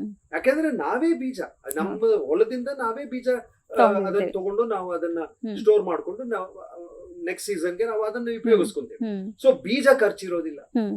ಮತ್ತೆ ಈ ನೈಸರ್ಗಿಕ ಶೇತಿಯಲ್ಲಿ ನಾವು ಎಲ್ಲ ಹ್ಮ್. ಇವಾಗ ಜೀವಾಮೃತ ಮಾಡ್ತೀವಿ, ಗಣಜೀವಾಮೃತ ಅಥವಾ ಪಂಚಗವ್ಯ ಇದೆಲ್ಲ ಮಾಡ್ತೀವಲ್ಲ, ಹ್ಮ್. ಇದಕ್ಕೇನು ಖರ್ಚಿಲ್ಲ. ಹ್ಮ್. ಎಲ್ಲ ನಮ್ ತೋಟದಲ್ಲೇ ಸಿಗುತ್ತೆ ನಮಗೆ. ಹ್ಮ್. ಆಯ್ತಾ? ಹೌದು. ಸೊ ನಮ್ಗೆ ಫರ್ಟಿಲೈಸರ್ ಖರ್ಚಿಲ್ಲ, ಸೊ ಹ್ಮ್. ಸೀಡ್ ಖರ್ಚಿಲ್ಲ, ಹ್ಮ್. ಫರ್ಟಿಲೈಸರ್ ಖರ್ಚಿಲ್ಲ. ಹ್ಮ್. ನಮ್ಮ ನೈಸರ್ಗಿಕ ಕೃಷಿ ಅಲ್ಲಿ ನಾವು ಮಾಡುವಾಗ ಹ್ಮ್. ಈ ಕೀಟನಾಶಕದಿಂದ ನಮಗೆ ಎಫೆಕ್ಟ್ ತುಂಬಾ ಕಡಿಮೆ ಇರುತ್ತೆ. ಹ್ಮ್. ಹೇಗೆ ಒಂದು ನಮ್ಮ ಗಲ್ಲಿಯಲ್ಲಿರೋ ನಾಯಿಗೆ ಇಟ್ ವಿಲ್ ಸರ್ವೈವ್, ಸಂಭವವಾದ ತಡ್ಕೊಳ್ಳೋ ಶಕ್ತಿ ಇರುತ್ತೆ, ಅದಕ್ಕೆ ರೆಸಿಸ್ಟೆನ್ಸ್ ಇರುತ್ತೆ, ಹೌದು. ಒಳಗಡೆಯಿಂದ ತುಂಬಾ ರೆಸಿಸ್ಟೆನ್ಸ್. ಹ್ಮ್. ಸೊ ಇದರಿಂದ ನಮಗೆ ಈ ಕೀಟನಾಶಕಗಳು ಹ್ಮ್. ಇವೆಲ್ಲ ನಾವು ಪೆಸ್ಟಿಸೈಡ್ಸ್, ಇನ್ಸೆಕ್ಟಿಸೈಡ್ಸ್ ಇದ್ರದ್ದು ಖರ್ಚು ಕಮ್ಮಿ ಆಗುತ್ತೆ. ಹ್ಮ್. ಅದಕ್ಕೂ ಒಂದೇ ಎರಡು ಕೀಟ ಒಂದು ಹುಳುಗಳು ಬಂತು ಅಂದ್ರೆ ನಮ್ಮ ಹೊಲದ ಮೇಲೆ ನಮ್ಮ ಹತ್ರ ಇರುತ್ತೆ. ನೀಮಾಸ್ತ್ರ, ಬ್ರಹ್ಮಾಸ್ತ್ರ, ಅಗ್ನಿಯಾಸ್ತ್ರ ಇವೆಲ್ಲ ಇರುತ್ತೆ. ಇವನ್ನೆಲ್ಲ ಹಾಕಿ ನಾವು ಈಸಿಯಾಗಿ ಇದರಲ್ಲೂ ಖರ್ಚಿರೋದಿಲ್ಲ. ಅಂದ್ರೆ ಉತ್ಪಾದನೆ ಎಷ್ಟು ಬರುತ್ತೋ ನಮಗೆ ಅದು ಆಲ್ಮೋಸ್ಟ್ ಪ್ರಾಫಿಟ್ ಅನ್ಕೋಬಹುದು. ಯಾಕಂದ್ರೆ ಇನ್ವೆಸ್ಟ್ಮೆಂಟ್ ತುಂಬಾ ಕಮ್ಮಿ. ನೀವೀಗ ಬ್ರಹ್ಮಾಸ್ತ್ರ ಅಂತೆಲ್ಲ ಹೇಳ್ತಿದ್ರೆ ಅದು ನೈಸರ್ಗಿಕನೇ, ಅದೆಲ್ಲ ಕಂಪ್ಲೀಟ್ ನೈಸರ್ಗಿಕ. ಸೊ ಇವಾಗ ಹಾಗಂದ್ರೆ ಏನು ಬ್ರಹ್ಮಾಸ್ತ್ರ? ಬ್ರಹ್ಮಾಸ್ತ್ರ ಓಕೆ. ಸೊ ನೀಮಾಸ್ತ್ರ, ಬ್ರಹ್ಮಾಸ್ತ್ರ, ಅಗ್ನಿಯಾಸ್ತ್ರ ನೋಡಿ, ನಮ್ಮ ಪೂರ್ವಜರು ಅವ್ರದ್ದು ಒಂದು ಥಾಟ್ ಪ್ರೋಸೆಸ್ ಅಂದ್ರೆ ಹೇಗೆ ಅವ್ರು ಆಲೋಚನೆ ಮಾಡ್ತಾರೆ ಅನ್ನೋದೇ ತುಂಬಾ ಡಿಫ್ರೆಂಟ್. ಇವಾಗ ನಾವು ರಾಸಾಯನಿಕ ಕೃಷಿಯಲ್ಲಿ ಇವಾಗ ನಮ್ಮ ಹೊಲದ ಮೇಲೆ ಒಂದು ಹುಳ ಬಂತು, ಅವ್ರದ್ದೇನು ಉದ್ದೇಶ ಇರುತ್ತೆ ಅಂದ್ರೆ ಇದನ್ನ ನಾವು ಹೊಡಿಬೇಕು, ಸಾಯಿಸ್ಬೇಕು. ನಮ್ಮ ಕೆಮಿಕಲ್ ಫಾರ್ಮಿಂಗ್ ಅಲ್ಲಿ ಯಾವ್ದಾದ್ರು ಅಡ್ಡ ಬಂದ್ರೆ ಅದನ್ನ ಸಾಯಿಸ್ಬೇಕು. ಈ ಒಂದು ಮೆಂಟಾಲಿಟಿಯಲ್ಲಿ ಹೋಗ್ತೀವಿ ನಾವು. ಯಾವತ್ತು ನಾವು ಯಾವ್ದನ ಒಂದು ಜೀವನ ನಾವು ಸಾಯಿಸಕ್ ಹೋಗ್ತೀವೋ ಆವಾಗ ಏನಾಗುತ್ತೆ, ಅದು DNA ಅಲ್ಲಿ ಮ್ಯೂಟೇಶನ್ ಆಗ್ಬಿಟ್ಟು ರೆಸಿಸ್ಟೆನ್ಸ್ ಬಂದ್ಬಿಡುತ್ತೆ. ಸೊ ನಮ್ಮ ಕೆಮಿಕಲ್ ಫಾರ್ಮಿಂಗ್, ರಾಸಾಯನಿಕ ಕೃಷಿಯಲ್ಲಿ ನಾವು ಎಷ್ಟು ಕೆಮಿಕಲ್ ಹಾಕಿದ್ರು ಆ ಹುಳ, ಆ ಕ್ರಿಮಿ ಕೀಟಗೆ ಅದಕ್ಕೆ ರೆಸಿಸ್ಟೆನ್ಸ್ ಡೆವಲಪ್ ಆಗುತ್ತೆ. ಯಾಕಂದ್ರೆ ನಾವು ಸಾಯಿಸಕ್ ಹೋಗ್ತಾ ಇದೀವಿ. ಸೊ ಪ್ರತಿ ಸಲ ನಾವು ಹೆಚ್ಚು ಕೀಟನಾಶಕಗಳು ಹಾಕಬೇಕು ಅಥವಾ ಹೊಸ ಜಾತಿ ಕೀಟನಾಶಕಗಳು ನಾವು ಹಾಕಬೇಕು. ಅಂದ್ರೆ ಎಕ್ಸ್ಟ್ರಾ ಟಾಕ್ಸಿಕ್ ಪಾಯ್ಸನ್ ಇರೋ ಅಂತ ನಾವು ಕೀಟನಾಶಕಗಳು ಹಾಕಬೇಕು. ಅದು ಹಾಕಿ ಆ ಉತ್ಪಾದನೆ ನಾವೇ ತಿನ್ನೋದು. ಅದು ಆವಾಗ ನಮ್ಮ ಶರೀರಕ್ಕೂ ತುಂಬಾ ಇದು ಆಗುತ್ತೆ, ಡ್ಯಾಮೇಜ್ ಆಗುತ್ತೆ. ಬಟ್ ನಾವು ನೈಸರ್ಗಿಕ ಕೃಷಿಯಲ್ಲಿ ನಮ್ಮ ಥಾಟ್ ಪ್ರೊಸೆಸ್ ಬೇರೆ. ನಮ್ಗೇನು ಅಂದ್ರೆ ಆ ಹುಳ ಬರುತ್ತಲ್ಲ ತಿನ್ನಕ್ಕೆ, ಅದು ದೇವ್ರ ಸೃಷ್ಟಿ, ಅದು ದೇವರು ಸೃಷ್ಟಿಸಿರೋದು. ಅದನ್ನ ನಾವು ಹೊಡಿಬಾರ್ದು. ಯಾವ ತರ ಒಂದು ವಾತಾವರಣ ನಾವು ಕ್ರಿಯೇಟ್ ಮಾಡ್ಬೇಕು ಅಂದ್ರೆ ಅದು ನಮ್ಮ ಹೊಲದ ಮೇಲೆಲ್ಲ ಇನ್ನೆಲ್ಲ ಹೋಗ್ಬಿಟ್ಟು ತಿನ್ಕೋಬೇಕು. ಅಂದ್ರೆ ನಮ್ ಕ್ರಾಪ್ ಡ್ಯಾಮೇಜ್ ಮಾಡಬಾರ್ದು. ಅದು ಇನ್ನೆಲ್ಲನ ಹೋಗಿ ಅದನ್ನ ಬಾಳ್ಕೆ ಅದನ್ನು ಮುಂದುವರ್ಸ್ಕೋಬಹುದು ಅಂತ ಆ ತರ ಒಂದು ಅಪ್ರೋಚ್. ಅದಕ್ಕೆ ನಾವೇನ್ ಮಾಡಿದ್ವಿ, ನಮ್ದು ಹೊಲದಲ್ಲಿ ಒಂದು ಹುಳ ಬಂದಿದೆ ಅಂತ ಇಟ್ಕೊಳ್ಳಿ. ಆವಾಗ ನಮ್ ಪೂರ್ವಜರು ಅಕ್ಕಪಕ್ಕದಲ್ಲಿ ಹೋಗಿ ನೋಡಿದ್ದಾರೆ, ಯಾವ ಗಿಡದ ಮೇಲೆ ಈ ಹುಳ ಕೂತ್ಕೊಂತ ಇಲ್ಲ. ಹಾಗೆ ಅಂದ್ರೆ ಅವ್ರ ಆಲೋಚನೆ ನೋಡಿ ಎಷ್ಟು ವಿಶಾಲ ಆಲೋಚನೆ. ಯಾವುದ್ರಲ್ಲಿ ಕೂತ್ಕೊಂತ ಇಲ್ಲ ಅಂದ್ರೆ ಆ ಎಲೆಯಲ್ಲಿ ಏನೋ ಒಂದಿದೆ, ಈ ಹುಳಕ್ಕೆ ಇಷ್ಟ ಇಲ್ಲ, ಅಲ್ಲಿ ಕೂತ್ಕೊಳ್ಳಕ್ ಇಷ್ಟ ಇಲ್ಲ, ಕಹಿ ಇರಬಹುದು ಅಥವಾ ಟೇಸ್ಟ್ ಸರಿ ಇರಬಹುದು, ಏನೋ ಅಲ್ಲಿ ಬರೋದಿಲ್ಲ ಅದು. ಅವ್ರೇನ್ ಮಾಡಿದ್ರು, ಆ ಎಲೆಗಳೆಲ್ಲ ಕುಟ್ಟು ಅದರಿಂದ ಒಂದು ಅಸ್ತ್ರ ಮಾಡಿದ್ರು. ನೀಮ್ ಅಸ್ತ್ರ ಅಂದ್ರೆ ನೀಮು ಅಂದ್ರೆ ನಮ್ದು ಬೇವು ನಿಮಗೆ ಗೊತ್ತು. ಇವಾಗ ಉಗಾದಿ ಆಯ್ತು, ನಾವೆಲ್ಲ ಬೇವು ಸೊಪ್ಪು ಹೂವು ತಿಂದಿದ್ದೀವಿ, ಅದರಲ್ಲಿ ಕಹಿ ಇರುತ್ತೆ. ಆ ಒಂದು ಆರ್ಗ್ಯಾನಿಕ್ ಕಂಪೌಂಡ್ ಅಜೆಡಾಕ್ಟಿನ್ ಅಂತಾರೆ ನಮ್ಮ ಸೈಂಟಿಸ್ಟ್. ಅದಕ್ಕೆ ಅದನ್ನ ಕುಟ್ಟಿ ಸ್ವಲ್ಪ ಗೊಬ್ಬರ ಗೋಮೂತ್ರದಲ್ಲಿ ಆದ್ರೂ ನಾವು ನೀಮಾಸ್ತ್ರ ತಯಾರು ಮಾಡ್ತೀವಿ. ಅಂದ್ರೆ ಅದನ್ನ ನಾವು ಹೊಲದಲ್ಲಿ ಹಾಕ್ತಾವಾಗ ಈ ಜಾತಿಯ ಹುಳ ಅದರಲ್ಲಿ ಬರೋದಿಲ್ಲ. ಯಾವ ಜಾತಿ ಇದು, ಈ ಹುಳ ಬರುತ್ತೆ, ಕೂತ್ಕೊಳ್ಳುತ್ತೆ, ತಿನ್ನುತ್ತೆ, ಮತ್ತೆ ಹಾರೋಗುತ್ತೆ. ಈ ಫಸ್ಟ್ ಕ್ಯಾಟಗರಿ, ಅದಕ್ಕೆಲ್ಲ ನೀಮಾಸ್ತ್ರ. ಎರಡನೇ ಟೈಪು ಹುಳ ಎಂತದಿರುತ್ತೆ, ಅದು ಬರುತ್ತೆ, ಕೂತ್ಕೊಳ್ಳುತ್ತೆ, ತಿನ್ನುತ್ತೆ, ಅದೇ ಗಿಡದ ಮೇಲೆ ಮೊಟ್ಟೆ ಇಡುತ್ತೆ, ಆ ಮೊಟ್ಟೆಯಿಂದ ಲಾರ್ವಾ ಬರುತ್ತೆ, ಅದು ತಿನ್ನುತ್ತೆ, ಆ ಹುಳ ಬಂದು ಅದು ತಿನ್ನುತ್ತೆ, ಆಮೇಲೆ ಪ್ಯೂಪ ಆಗಿ ಆಮೇಲೆ ಅದು ಹೊರಗೋಗುತ್ತೆ. ಅಂದ್ರೆ ಇಡೀ ಅದರದ ಜೀವನ ಚಕ್ರ, ಲೈಫ್ ಸೈಕಲ್ ಆ ಗಿಡದ ಮೇಲೆ ಅದು ಇದು ಕಂಪ್ಲೀಟ್ ಮಾಡುತ್ತೆ. ಈ ಸೆಕೆಂಡ್ ಟೈಪ್ಗೆ ಬ್ರಹ್ಮಾಸ್ತ್ರ ಅಂತ ಮಾಡ್ತೀವಿ. ಅದರಲ್ಲಿ ಒಂದು 10-12 ಜಾತಿ ಗಿಡಗಳು, ಎಲೆ ಎಂತೆಂತದು, ನಾವು ಪಪ್ಪಾಯ, ನಮ್ದು ದಾಳಂಬಿ, ಈ ದತ್ತೂರ, ಮತ್ತೆ ನಮ್ಮ ಅರಕ ಆಕು, ಅದನ್ನೆಲ್ಲ ನಾವು ಒಂದು 10-12 ಜಾತಿ ಗಿಡಗಳದ್ದು ಎಲ್ಲ ನಾವು ಕುಟ್ಟಿ ಅದನ್ನ ನಾವು ಗೋಮೂತ್ರದಲ್ಲಿ ಬಾಯ್ಲ್ ಮಾಡ್ತೀವಿ. ಬಾಯ್ಲ್ ಮಾಡ್ಬಿಟ್ಟು ಅರ್ಕ ಮಾಡ್ಕೊಂತೀವಿ. ಆ ಅರ್ಕಕ್ಕೆ ಹೆಸರು ಬ್ರಹ್ಮಾಸ್ತ್ರ. ಈ ಎರಡನೇ ಕ್ಯಾಟಗರಿ ಕ್ರಿಮಿಕೀಟಗಳಿಗೆ ಇದು ದಿಸ್ ಇಸ್ ಈ ಬ್ರಹ್ಮಾಸ್ತ್ರ. ಮತ್ತೆ ಮೂರನೇ ಜಾತಿ ಈ ಹುಳುಗಳಿರುತ್ತೆ, ಅದೇನು ಅಂದ್ರೆ ಬಂದಿದ್ ಕೂಡಲೇ ಒಳಗಡೆ ಹೋಗು. ಇವಾಗ ರೂಟ್ ಬೋರರು, ಸ್ಟೆಮ್ ಬೋರರು, ಲೀಫ್ ಮೈನರು, ಮತ್ತೆ ಈ ಫ್ರೂಟ್ ಬೋರರ್ಸ್ ಅಂದ್ರೆ ಬಂದಿದ್ ಕೂಡಲೇ ಒಳಗಡೆ ಹೋಗಿ ಸೇರ್ಕೊಂಡ್ಬಿಡುತ್ತೆ. ಅದಕ್ಕೆ ನಾವು ಒಂದು ಅಸ್ತ್ರ ತಯಾರು ಮಾಡಿದೀವಿ, ಅಗ್ನಿ ಅಸ್ತ್ರ ಅಂತ. ಇದರಲ್ಲಿ ನಾವು ತಂಬಾಕು, ಬೆಳ್ಳುಳ್ಳಿ, ನಾವು ಮತ್ತೆ ಇದು ಚಿಲೀಸ್, ಮೆಣಸಿನಕಾಯಿ, ಇದನ್ನೆಲ್ಲ ಚೆನ್ನಾಗಿ ಕುಟ್ಟಿ ಅದ್ರ ಅಗ್ನಿ, ಯಾಕಂದ್ರೆ ಅದು ತುಂಬಾ ಒಂದು ಘಾಟ್ ಬರುತ್ತೆ, ಆ ಘಾಟಿಂದ ಅಗ್ನಿ ಅಸ್ತ್ರ ಹಾಕ್ತಿವಿ. ಅಗ್ನಿ ಅಸ್ತ್ರ ಹಾಕಿದ ಕೂಡಲೇ ಅದು ಒಳಗಡೆ ಇರುತ್ತಲ್ಲ, ಆ ಘಾಟಿಗೆ ಅದು ಹೊರಗಡೆ ಬಂದು ಹೋಗ್ಬಿಡುತ್ತೆ. ಸೊ 3 ರಕ ಇದು ಈ ಹುಳುಗಳು ಇರ್ತಾರೆ, 3 ಅಸ್ತ್ರಗಳು. ತುಂಬಾ ಸಿಂಪಲ್. ನಾವು ನೋಡಿ ಯಾವ ತರ ಅದ್ರದ್ದು ಬಿಹೇವಿಯರ್ ಏನಿದೆ, ಬಂದು ಕೂತ್ಕೊಳ್ಳುತ್ತೆ ಹೋಗುತ್ತಾ, ಹಂಗಾದ್ರೆ ನೀಮಾಸ್ತ್ರ ಹಚ್ಚೋದು. ಬಂದು ಕೂತ್ಕೊಂಡು ಮೊಟ್ಟೆ ಇಡುತ್ತಾ, ಅದಕ್ಕೆ ನಾವು ಬ್ರಹ್ಮಾಸ್ತ್ರ ಹಚ್ಚೋದು.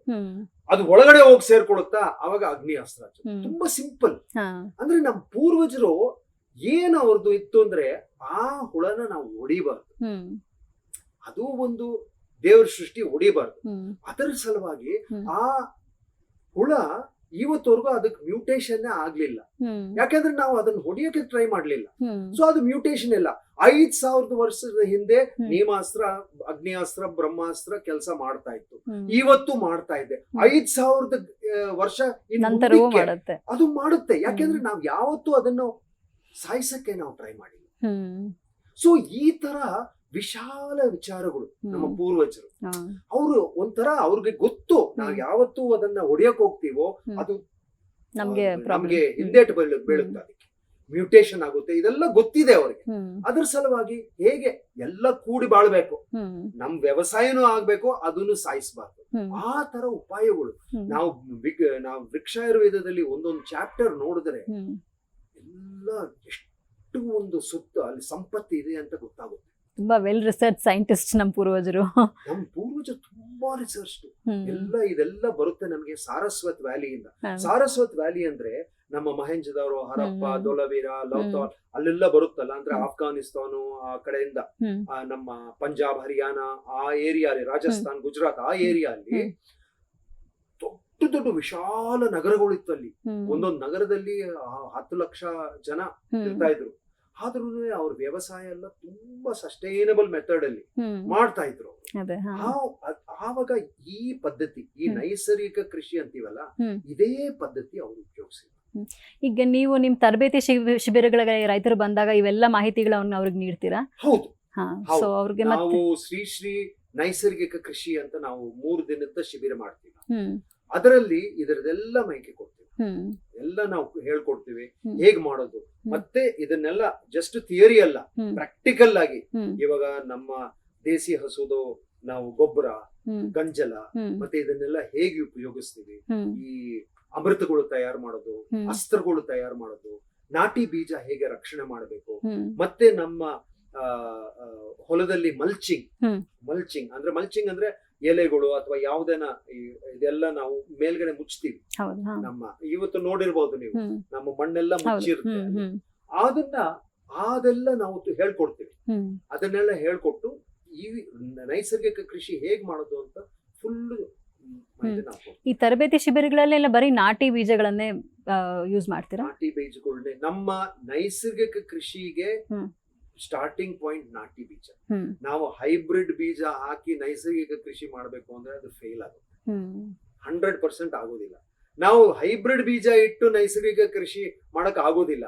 ಅದೇ ತರ ನಾವು ನಾಟಿ ಬೀಜ ಇಟ್ಟು ಅದಕ್ಕೆ NPK ಯೂರಿಯಾ ಹಾಕಿದ್ರೇನು ಅದು ಎಷ್ಟು ರೈತರು ಈಗ ಇಷ್ಟು ದಿನ ವರ್ಷಗಳಲ್ಲಿ ಎಷ್ಟು ರೈತರುಗಳು ಟ್ರೈನಿಂಗ್ ಆಗಿದೆ? ನಮ್ಮ ಸಂಸ್ಥೆ ಈಗ 19 ವರ್ಷದಿಂದ ನಾವು ಮಾಡ್ತಾ ಇದ್ದೀವಿ.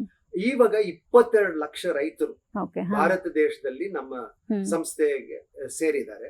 ಈ ನೈಸರ್ಗಿಕ ಕೃಷಿ ಮಾಡ್ತಾ ಇದ್ದಾರೆ. 5 ವರ್ಷಗಳಿಂದ ಹೆಚ್ಚು ಮಾಡ್ಕೊಂಡು ಬರ್ತಾ ಇದ್ದಾರೆ.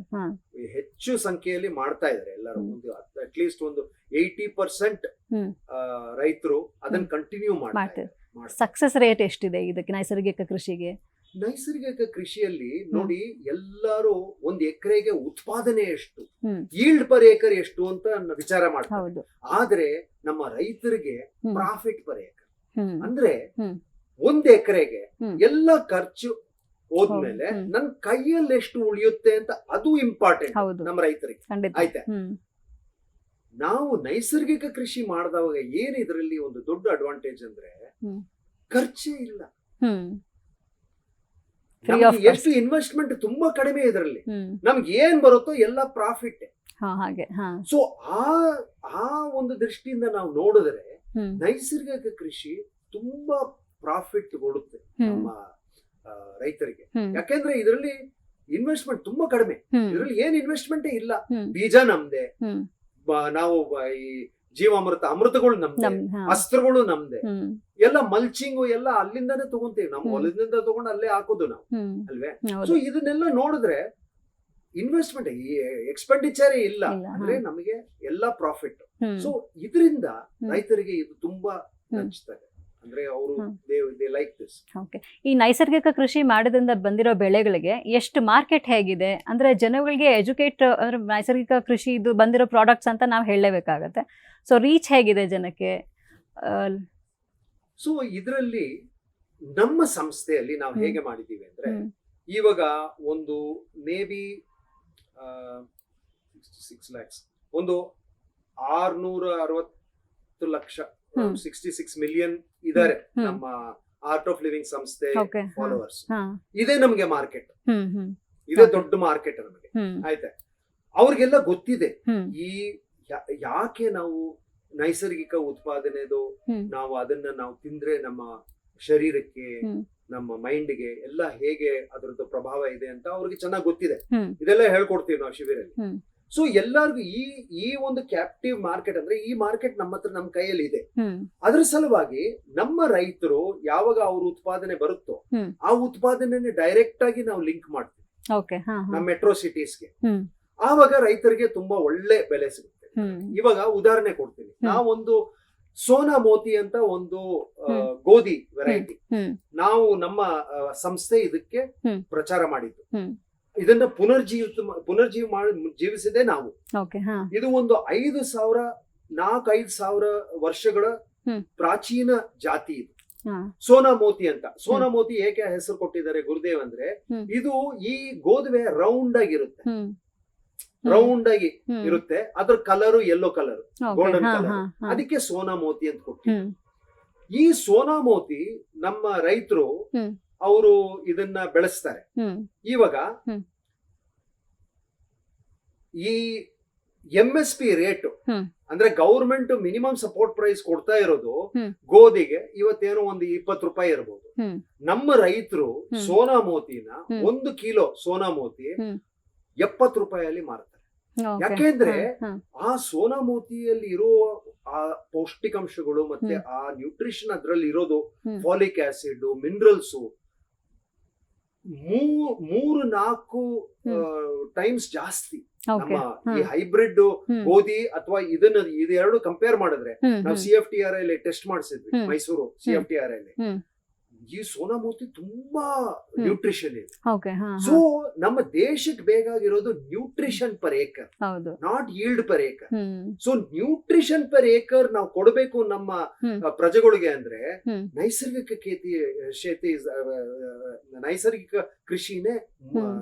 ಫ್ಯೂಚರ್. ಹಾ ಈಲ್ಡ್ ಅಂತ ಇಟ್ಕೊಂಡಿರ್ತೀವಿ, ಹ್ಮ್. ಬಟ್ ನ್ಯೂಟ್ರಿಷನ್ ಬೇಕಲ್ಲ. ಹೌದು ಹೌದು. ಹಾ. ಇವತ್ತು ಇಂಡಿಯಾ ಹ್ಯಾಸ್ ಫುಡ್ ಸೆಕ್ಯೂರಿಟಿ, ಅಂದ್ರೆ Correct. ನಮಗೆ ಹ್ಮ್. ಇವತ್ತು ಎಷ್ಟು ಬೇಕೋ ಅಷ್ಟು ಆಹಾರ ಇದೆ, ಹ್ಮ್. ಬಟ್ ಅದರಲ್ಲಿ ಪೌಷ್ಟಿಕಾಂಶ ಇದೆ, ಎಷ್ಟಿದೆ? ನ್ಯೂಟ್ರಿಷನ್ ಇದೆ. ಹ್ಮ್. ಇವತ್ತುನುವೆ ನಾವು ನ್ಯೂಟ್ರಿಷನ್ ರೇಟಿಂಗ್ ಅಲ್ಲಿ ನಮ್ಮ ಕಂಟ್ರಿ ತುಂಬಾ ಹಿಂದೆ ಇದೆ. ಹೌದು. ಆಯ್ತಾ? ಹ್ಮ್. ಸೊ ನೈಸರ್ಗಿಕ ಕ್ಷೇತ್ರದಲ್ಲಿ ದೊಡ್ಡ ಅಡ್ವಾಂಟೇಜ್ ಏನಂದ್ರೆ, ಹ್ಮ್.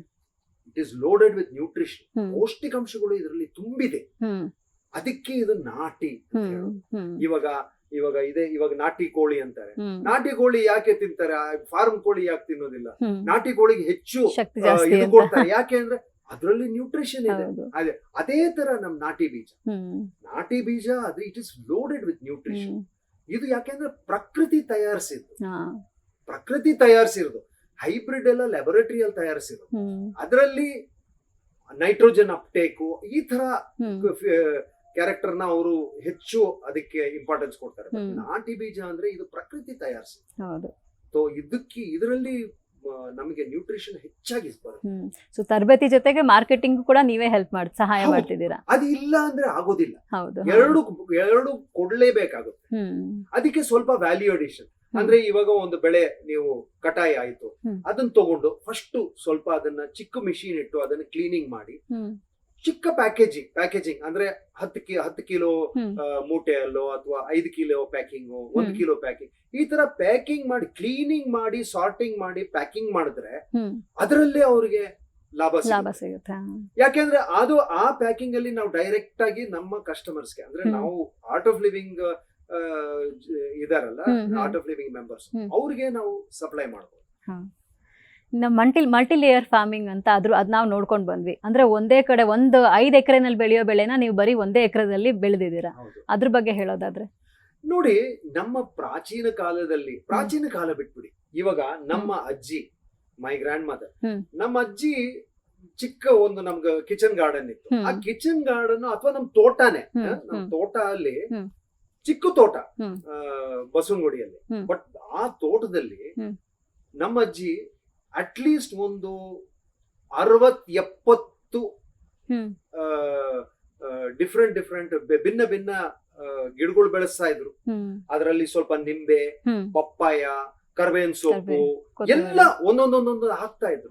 ಅಂದ್ರೆ ಫುಡ್ ಫಾರೆಸ್ಟ್. ಅಂದ್ರೆ ಇವಾಗ ನಾವು ಮಲೆನಾಡಲ್ಲಿ ಹೋಗಿದ್ರೆ ಯಾವ್ದನ ಒಂದ್ ಜಾಗಕ್ಕೆ ಹೋಗಿ ನಿಮಗೆ 1 ಎಕರೆಯಲ್ಲಿ ಅಟ್ಲೀಸ್ಟ್ ಒಂದು 200-500 ಜಾತಿ ಗಿಡಗಳು ಸಿಗುತ್ತೆ 1 ಎಕರೆಯಲ್ಲಿ, ಅಂದ್ರೆ ಆ ಫಾರೆಸ್ಟ್ ಅಲ್ಲಿ. ಯಾಕೆಂದ್ರೆ ಪ್ರಕೃತಿ ಇರೋದೇ ಆತರ. ಎಲ್ಲ ಭಿನ್ನ ಎಲ್ಲ ಬಯೋಡೈವರ್ಸಿಟಿ ಇರಬೇಕು, ಆವಾಗ್ಲೇ ಅದು ಸಕ್ಸಸ್ ಆಗೋದು. ಅದೇ ತರ ನಾವು ನಮ್ಮ ಹೊಲದಲ್ಲೂ ಭಿನ್ನ ಗಿಡಗಳು.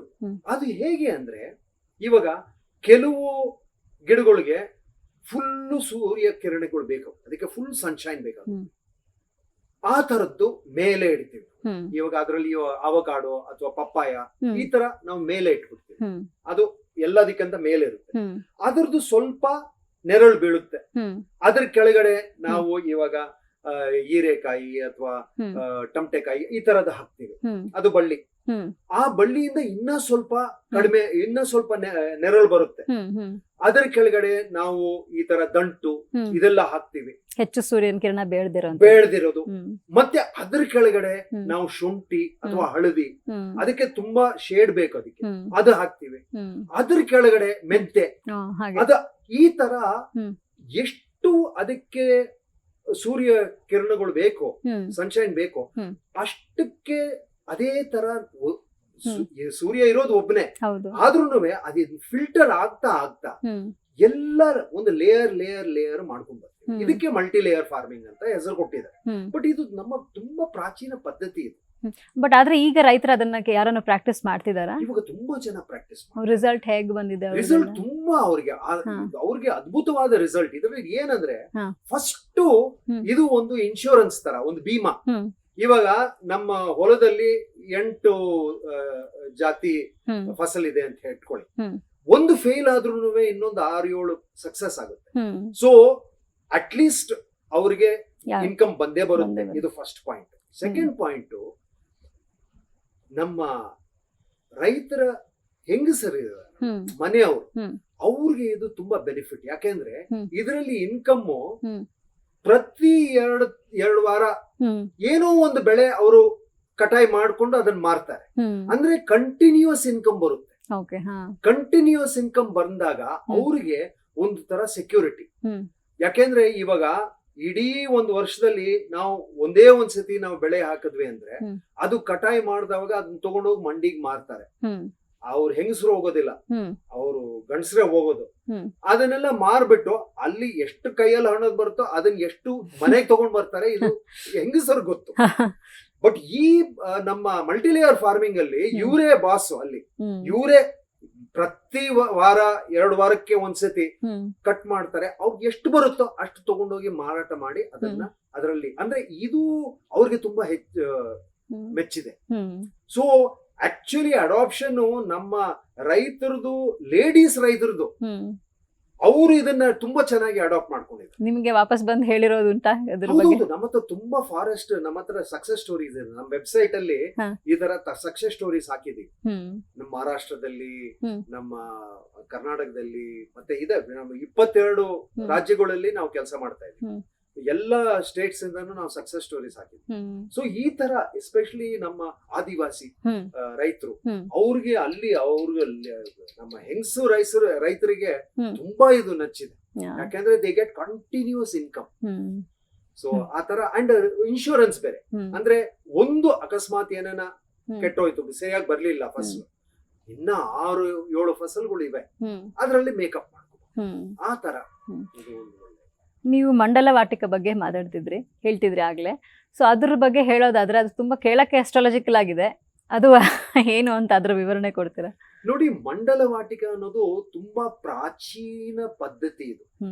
ಇವಾಗ ಅದು ಒಂದು ಪ್ರಕಾರದಲ್ಲಿ ಇವತ್ತು ಉಳ್ಕೊಂಡಿದೆ. ಇವಾಗ ಯಾವ್ದನ್ನ ಹಳೆ ಮನೆಗೆ ಹೋಗಿ ನೀವು ಒಳಗಡೆ ಅವರು ತುಳಸಿ ಕಟ್ಟೆ ಅದರಲ್ಲಿ ಏನಿದೆ, ಅದು ಒಂದು ಕಟ್ಟೆ ಇದೆ, ಅದರಲ್ಲಿ ಒಂದು ತುಳಸಿ ಗಿಡ ಇದೆ, ಆಯ್ತಾ? ಅದಕ್ಕೆ ಕೆಳಗಡೆ ರಂಗೋಲಿ ಹಾಕ್ತಾರೆ. ಆ ರಂಗೋಲಿ ಆಕ್ಚುಲಿ ಅದು ಮಂಡಲ, ಅದು ಸೇಕ್ರೆಡ್ ಜಾಮೆಟ್ರಿ. ಅದು ಅದರಲ್ಲಿ ಇವಾಗ ನಾವು ಯಾವ್ದನ್ನ ನಾವು ದೇವಸ್ಥಾನಕ್ಕೆ ಹೋಗ್ತೀವಿ ಅಂತ ಇಟ್ಕೊಳ್ಳಿ, ಅಲ್ಲಿ ಒಂದು ವಿಗ್ರಹ ಇರುತ್ತೆ. ವಿಗ್ರಹ ಎಲ್ಲರೂ ನೋಡಿ ಅದಕ್ಕೆ ಪೂಜೆ ಮಾಡಕ್ಕೆ ಅದು ಒಂದು ವಿಗ್ರಹ, ಅಂದ್ರೆ ಒಂದು ಫಿಸಿಕಲ್ ಫಾರ್ಮ್ ಇದೆ. ಬಟ್ ಆ ವಿಗ್ರಹಕ್ಕೆ ಬರೋ ಒಂದು ಪವರ್, ಅದಕ್ಕೆ ಒಂದು ಮಂಡಲ ಇರುತ್ತೆ. ಆ ಮಂಡಲ ಆ ವಿಗ್ರಹದ ಕೆಳಗಡೆ ಇಟ್ಟಿರ್ತಾರೆ. ಫಸ್ಟ್ ಸ್ಥಾಪನೆ ಆಗೋದು ಆ ಜಾಮೆಟ್ರಿ. ಆ ಜಾಮೆಟ್ರಿ ಸ್ಥಾಪನೆ ಆದ್ಮೇಲೆ ಆ ವಿಗ್ರಹಕ್ಕೆ ಪವರ್ ಬರೋದು. ಇದು ನಮ್ಮ ಪ್ರಾಚೀನ ಪದ್ಧತಿ. ಸೊ ಇವಾಗ ನಾವು ತುಳಸಿ ಮಂಡಲ ವಾಟಿಕ ಅಂತ ಇಟ್ಕೊಳ್ಳಿ, ಅಂದ್ರೆ ಅದಕ್ಕೊಂದು ಹೆಸರು ಕೊಡ್ತಾ ಇದೀವಿ, ನಾವು ಮಾಡ್ತಾ ಇದೀವಿ. ಇದು ಒಂದು ತುಳಸಿ ಕಟ್ಟೆ ಇದೆ, ಆ ತುಳಸಿ ಇದೆ, ಮತ್ತೆ ಅದಕ್ಕೂ ಒಂದು ರಂಗೋಲಿ ಹಾಕ್ತೀವಿ, ನಾವು ಒಂದು ಮಂತ್ರ ಹೇಳ್ತೀವಿ. ಇದು ತುಳಸಿ ಮಂಡಲ ವಾಟಿಕ. ಅಂದ್ರೆ ಆ ತುಳಸಿ ದೇವಿಯ ಒಂದು ತತ್ವ ಇದೆಯಲ್ಲ, ಆ ತುಳಸಿ ದೇವಿಯ ತತ್ವ ಆ ಜಾಮೆಟ್ರಿಯಿಂದ ಅಲ್ಲಿ ಬಂದು ಆ ಗಿಡ ಒಂದು, ಇವಾಗ ನಮ್ದು ಮೊಬೈಲ್ ಟವರ್ ಇದೆಯಲ್ಲ, ಆ ತರ ಒಂದು ಆಂಟನ, ಆ ತತ್ವ ಬರಕ್ಕೆ ಇದು ಒಂದು ಆಂಟನ. ಈ ಮಂತ್ರ ಮತ್ತೆ ಈ ಮಂಡಲ ಮತ್ತೆ ಈ ಗಿಡ, ಇದು 3 ಕಾಂಬಿನೇಷನ್ ಅಲ್ಲಿ ಆ ತತ್ವ ನಮ್ಮ ಮನೆಯಲ್ಲಿ. ಆ ತುಳಸಿ ತತ್ವ ಏನೇನ್ ಮಾಡುತ್ತೆ, ತುಳಸಿ ತತ್ವ ನಮ್ಮ ಮನೆಯಲ್ಲಿ ಇದ್ರೆ ರೋಗಗಳು ಕಮ್ಮಿ ಆಗುತ್ತೆ. ಇವೆಲ್ಲ ನಮ್ಮ ಪುರಾಣದಲ್ಲಿ ಇದೆಲ್ಲ ಡಿಸ್ಕ್ರೈಬ್ ಮಾಡಿದ್ರೆ. ತುಳಸಿ ಅಂದ್ರೆ ಏನು, ಆ ತುಳಸಿ ದೇವಿ ನಮ್ಮ ಮನೆಯಲ್ಲಿ ಇದ್ರೆ ಏನೇನೋ ನಮಗೆ ಬೆನಿಫಿಟ್ ಇದೆ ಅಂತ. ಅದೇ ತರ ವರಮಹಾಲಕ್ಷ್ಮಿ ಮಂಡಲ ವಾಟಿಕ ಅಂತಿದೆ. ಅಂದ್ರೆ ಆ ವರಮಹಾಲಕ್ಷ್ಮಿ ಮಂಡಲ ವಾಟಿಕ ನಾವು ಸ್ಥಾಪಿಸಿದ್ರೆ, ಅಂದ್ರೆ ಚಿಕ್ಕದಾಗಿ ನಾವು ಪೇಪರ್ ಅಲ್ಲೂ ಸಹ ನಾವು ಬರ್ಕೋಬಹುದು. ಅಲ್ಲಿ ನಾವು ಗಿಡ ಹಾಕಂಗಿಲ್ಲ, ನಮ್ ಗಿಡದ ಅದು ಎಲೆ ಹಾಕಿದ್ರೆ ಅದ್ರ ಮೇಲೆ ಸಾಕು. ಸೊ ಈ ತರ ವರಮಹಾಲಕ್ಷ್ಮಿ ತತ್ವ ನಮ್ಮ ಜೀವನದಲ್ಲಿ ಹೇಗೆ ಅದನ್ನ ಕರ್ಕೊಳ್ಳೋದು, ಅದು ತಂತ್ರ. ಅದು ಮಂಡಲ ವರಮಹಾಲಕ್ಷ್ಮಿ ಮಂಡಲ ವಾಟಿಕ.